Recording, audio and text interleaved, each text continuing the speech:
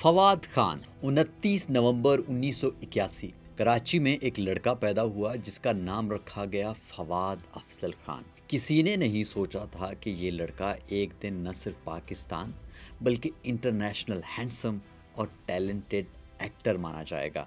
आज भी जब हमसफ़र या खुदा के लिए का जिक्र होता है तो सबसे पहले याद आता है फवाद खान। लेकिन ये कहानी सिर्फ एक सक्सेसफुल एक्टर की नहीं है, ये कहानी है स्ट्रगल की, म्यूज़िक से एक्टिंग तक के सफ़र की और बैंड्स के सफ़र की जो फवाद खान पर लगे, और फिर एक कमबैक की जो 2025 में हुआ। फवाद खान का बचपन नॉर्मल नहीं था। उनका पूरा बचपन ट्रैवलिंग में गुजरता था। उनके फादर फार्मास्यूटिकल सेल्स में जॉब करते थे और जॉब की वजह से पूरा फैमिली एक जगह से दूसरी जगह शिफ्ट होती रही है।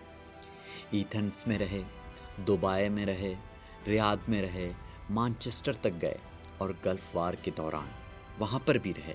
और फिर जब फवाद खान 13 साल की उम्र के हुए तो फैमिली फाइनली लाहौर में सेटल हो गई। फवाद ने लाहौर ग्रामर स्कूल से अपनी ए लेवल्स कंप्लीट की और फिर national university of computer and emerging sciences से कंप्यूटर साइंस में बैचलर्स डिग्री हासिल की। लेकिन प्रोग्रामिंग में जॉब नहीं मिली तो उन्होंने सोचा कि कुछ और ट्राई करते हैं। फवाद खान के अंदर एक और टैलेंट था जो दुनिया को अभी पता नहीं था। वो गिटार बजा सकते थे, बेस बजा सकते थे और ड्रम्स भी बजा सकते थे। तीनों इंस्ट्रूमेंट्स उन्होंने सीखे थे और फिर उन्होंने अपना म्यूज़िक करियर शुरू किया। एंटिटी पैराडिग्म ईपी के नाम से उन्होंने एक बैंड बनाया अपने दोस्तों के साथ, अहमद अली भट्ट और जुल्फ़कार जबार खान के साथ मिलकर, और इस बैंड ने 2002 में Pepsi battle of the bands में पार्टिसिपेट किया। फाइनल तक पहुँचे लेकिन आरू रॉक बैंड से हार गए, मगर हार के बाद भी उनकी पॉपुलैरिटी कम नहीं हुई। 2003 में उनका डेब्यूट एल्बम इर्तिका रिलीज़ हुआ जो पाकिस्तान में बहुत पॉपुलर हुआ। गाने जैसे वक्त, हमेशा, कहाँ है तू सब ही हिट हो गए। ये पाकिस्तान का पहला मेन स्ट्रीम कॉन्सेप्ट एल्बम था और ऑलमोस्ट 250 शोज़ एंटिटी पैराडिग्म ने ईपी ने परफॉर्म किए पूरे पाकिस्तान में। लेकिन फिर ज़िंदगी ने एक और ट्विस्ट दिया। 17 साल की उम्र में फवाद खान के साथ एक एक्सीडेंट हुआ जो उनकी पूरी ज़िंदगी बदल देने वाला था। इस एक्सीडेंट ने उनका पैंक्रियाज डैमेज कर दिया और वो टाइप 1 डायबिटीज़ के पेशेंट बन गए। 10 किलो वेट 8 दिन में कम हो गया। 65 केजी से 55 केजी तक। ब्लड शुगर 600 पे था।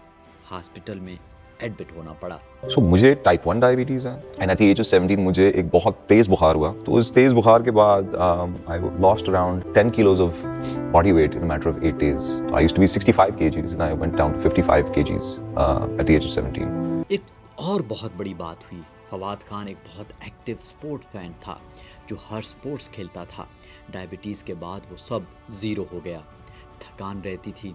कॉलेज में फ्लास्क लेके जाते थे जिसमें आइस, इंसुलिन और सिरिंजेस होती थी। कभी फ्लोर पर गिर जाते थे, सांस लेने में दिक्कत होती थी, एक आंख रोल अप हो जाती थी, टांगों में भी दर्द होता था, मसल मैस कम होना शुरू हुआ। ये सब 17 साल की उम्र में वो फेस कर रहे थे। दोस्तों, फवाद खान गुज़िश्ता 24 साल से इंसुलिन पर डिपेंडेंट हैं, लेकिन फवाद ने हार नहीं मानी। उन्होंने अपनी ज़िंदगी को एक नई डायरेक्शन दी। 2007 में शोएब मंसूर की फिल्म खुदा के लिए में फवाद खान ने एक्टिंग डेब्यूट किया जिसमें उन्होंने एक म्यूजिशियन का रोल प्ले किया जो ब्रेन वॉश हो जाता है। फिल्म पाकिस्तान की हाईएस्ट ग्रॉसिंग फिल्म्स में से एक बनी और फवाद खान को 2008 में lux style award for the best actor award मिला।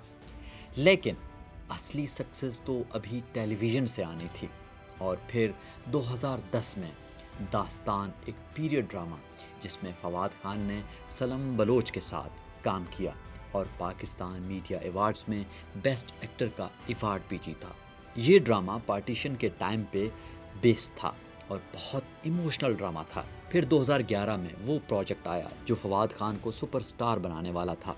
हमसफ़र माहिरा खान के साथ सरमद खोसट की डायरेक्शन में ये ड्रामा पाकिस्तान की टेलीविज़न हिस्ट्री में सबसे ज़्यादा देखा जाने वाला ड्रामा बन गया। फवाद खान और माहिरा की केमिस्ट्री इतनी ज़बरदस्त थी कि लोग कहते थे कि ये ऑन स्क्रीन कपल रियल लगता है। अब पॉपुलैरिटी इंडिया तक पहुंच गई, मिडल ईस्ट में भी ये फेमस हो गया और फिर 2012 में ज़िंदगी गुलजार है सनम सईद के साथ किया, जिसमें उन्होंने एक एफ्लुएंट फैमिली के मेंबर का रोल प्ले किया। ये ड्रामा भी इंडिया में जी ज़िंदगी की वजह से बहुत फेमस हुआ और क्रिटिक्स ने फवाद की एक्टिंग को बहुत अप्रिशिएट किया। फिर से लक्स स्टाइल अवार्ड मिला और हम अवार्ड्स भी। फवाद खान अब पाकिस्तान के सबसे बड़े टीवी स्टार बन चुके थे। ब्रांड्स की लाइन लगी हुई थी और सोशल मीडिया पे उनके मिलियंस ऑफ फॉलोअर्स थे। बड़े बड़े ब्रांड जैसे पेप्सी, सुजुकी, लक्स सब ने ब्रांड एम्बेसडर बनाया और फिर बॉलीवुड ने नॉक किया। 2014 में फवाद खान ने बॉलीवुड डेब्यूट किया सोनम कपूर के साथ फिल्म खूबसूरत में, जिसमें उन्होंने विक्रम सिंह राठौर का किरदार अदा किया। ये रोल इतना पसंद किया गया कि फवाद खान को film fair award for best male debut मिला। ये बहुत बड़ी बात थी क्योंकि वो पहले पाकिस्तानी एक्टर थे जिन्होंने फिल्म फेयर अवार्ड जीता था। फिल्म यूके, यूएई और पाकिस्तान में भी बहुत चली क्योंकि वहाँ पर भी फवाद खान की टेलीविज़न की वजह से फॉलोइंग थी। बॉलीवुड के एक्टर्स भी फवाद खान के फ़ैन बन गए थे। उनकी एक्टिंग, उनकी लुक्स, उनका चार्म सब कुछ परफेक्ट था। I love Fawad as an actor. I love his contribution in the film. फिर 2016 में आई कपूर एंड सन्स, जिसमें फवाद खान ने राहुल कपूर का रोल प्ले किया जो एक होमोसेक्सुअल राइटर है। ये फिल्म कमर्शियली सक्सेसफुल रही और फवाद की परफॉर्मेंस को यूनैनिमसली क्रिटिक अप्रेजल मिला। Indian film festival of Melbourne में डाइवर्सिटी अवार्ड मिला और फिल्म फेयर में बेस्ट सपोर्टिंग एक्टर के लिए नॉमिनेशन भी मिली। प्रोड्यूसर करण जौहर ने बताया कि 6 एक्टर्स को ये फिल्म ऑफ़र की गई थी लेकिन सब ने रिजेक्ट कर दिया। फिर फवाद खान को ऑफ़र किया गया तो उन्होंने हाँ कह दी। सेम ईयर में ऐ दिल है मुश्किल भी समार रोल के साथ किया, रणबीर कपूर और अनुष्का शर्मा के साथ। इस फिल्म में ऐश्वर्या राय बच्चन भी थी। इस फिल्म के बाद फवाद खान अब बॉलीवुड में भी एस्टेब्लिश हो चुके थे। ऑफर्स आ रही थी, फ्यूचर्स ब्राइट दिख रहा था, लेकिन फिर सब कुछ रुक गया। 2016 में उड़ी अटैक हुआ, पाकिस्तान और इंडिया के रिलेशन ख़राब हुए और Indian motion picture producer association और film producer guild of India ने पाकिस्तानी आर्टिस्ट पर कंप्लीट बैन लगा दिया। फवाद खान, माहिरा खान, आतिफ असलम सबको प्रोजेक्ट्स रुक गए। जो फिल्म्स लाइनअप थी वो भी सब कैंसिल हो गई, जो ऑफर्स थी वो भी सब ख़त्म हो गए।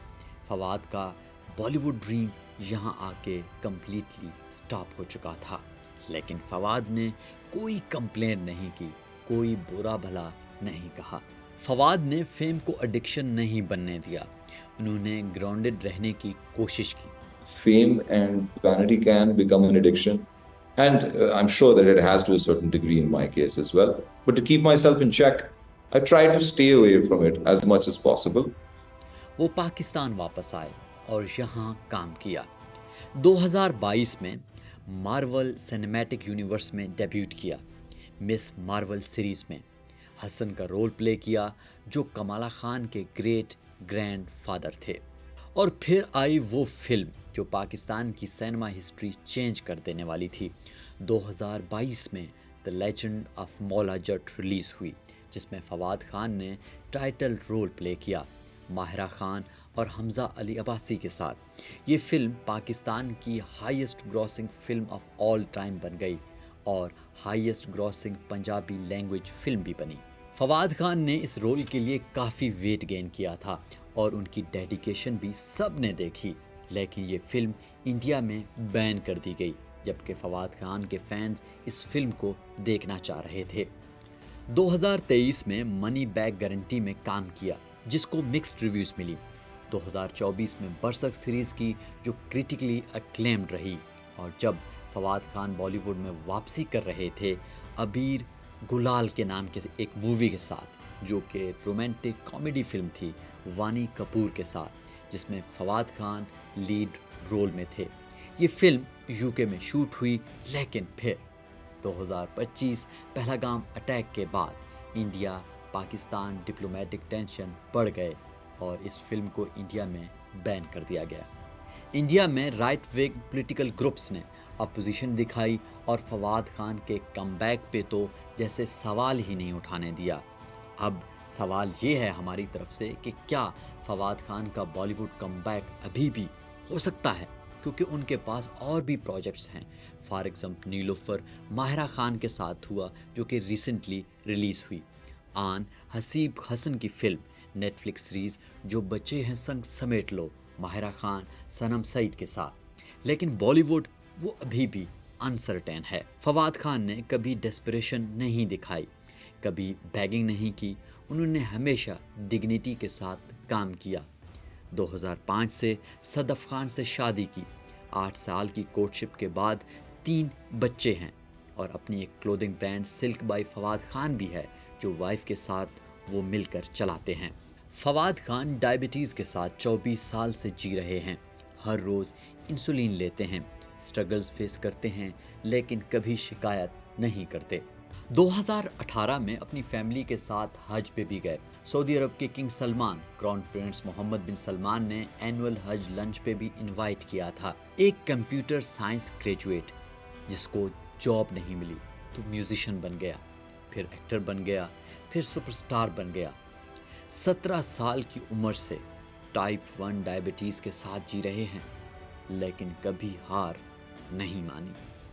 ईपी से हमसफ़र तक, हमसफ़र से कपूर एंड सन्स तक और फिर मौला जट तक फवाद खान ने प्रूव कर दिया हेल्थ इश्यूज़ टैलेंट को रोक नहीं सकते, पॉलिटिक्स लेगेसी को नहीं रोक सकती, बॉर्डर्स रिस्पेक्ट को नहीं तोड़ सकते। उन्होंने पाकिस्तानी एक्टर्स के लिए बॉलीवुड में इज्जत कमाई। उन्होंने दिखाया कि टैलेंट और ह्यूमिलिटी साथ चल सकते हैं। उन्होंने प्रूव किया कि ग्राउंडेड रहना सक्सेस से भी ज़रूरी है। फवाद खान की चाहे बॉलीवुड कमबैक हो या ना हो, फवाद खान एक लेजेंड हैं।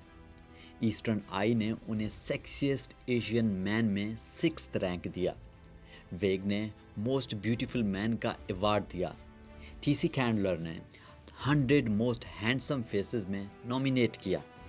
लेकिन सबसे बड़ी बात, उन्होंने कभी अपनी डिग्निटी नहीं खोई।